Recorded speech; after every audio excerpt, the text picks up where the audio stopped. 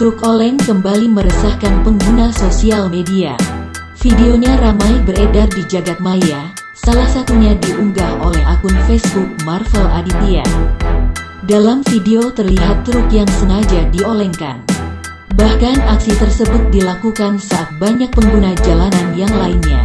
Truk tersebut oleng ke kiri hingga ke kanan jalan. Sedang pengguna jalanan yang lain tetap berjalan tanpa menghiraukan truk tersebut. Tak hanya itu, bahkan ada beberapa orang yang berada di atap truk. Mereka seakan menikmati aksi truk oleng tersebut.